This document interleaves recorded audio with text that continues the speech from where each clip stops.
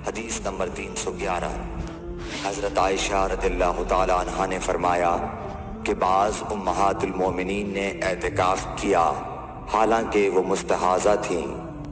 صحیح بخاری حدیث نمبر 312۔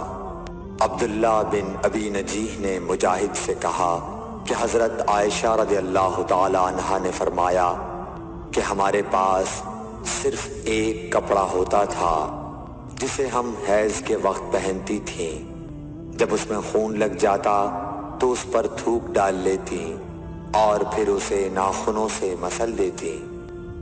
صحیح بخاری حدیث نمبر 313۔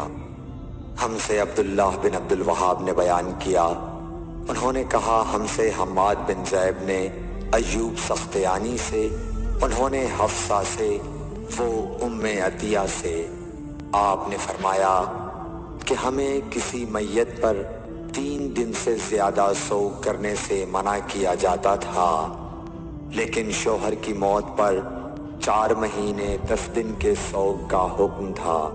ان دنوں میں ہم نہ سرما لگاتی نہ خوشبو، اور اسب یمن کی بنی ہوئی ایک چادر جو رنگین بھی ہوتی تھی کے علاوہ کوئی رنگین کپڑا ہم استعمال نہیں کرتی تھیں، اور ہمیں عدت کے دنوں میں حیض کے غسل کے بعد کست اظفار استعمال کرنے کی اجازت تھی، اور ہمیں جنازے کے پیچھے چلنے سے منع کیا جاتا تھا۔ اس حدیث کو حشام بن حسان نے حفصہ سے، انہوں نے ام عطیہ سے، انہوں نے نبی کریم صلی اللہ علیہ وسلم سے روایت کیا ہے۔ صحیح بخاری حدیث نمبر 314۔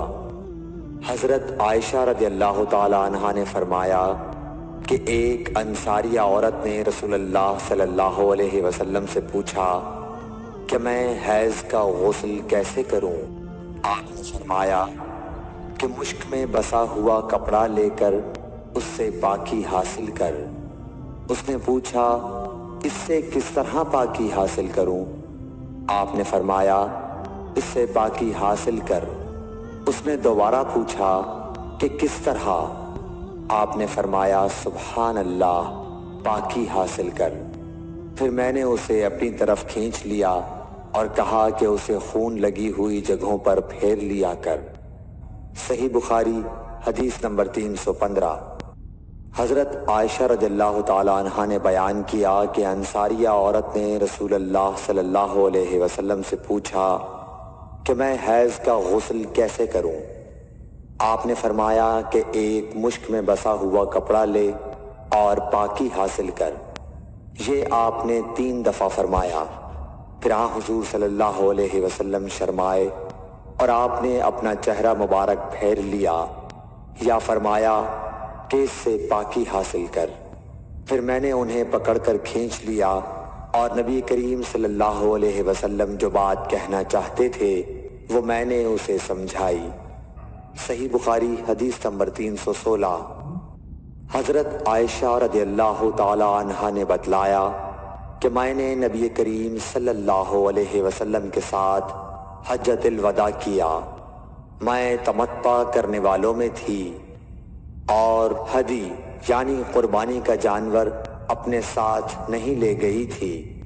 حضرت عائشہ رضی اللہ تعالی عنہا نے اپنے متعلق بتایا کہ پھر وہ حائضہ ہو گئیں اور عرفہ کی رات آ گئی اور ابھی تک وہ پاک نہیں ہوئی تھیں، اس لیے انہوں نے رسول اللہ صلی اللہ علیہ وسلم سے کہا کہ حضور آج عرفہ کی رات ہے اور میں عمرے کی نیت کر چکی تھی۔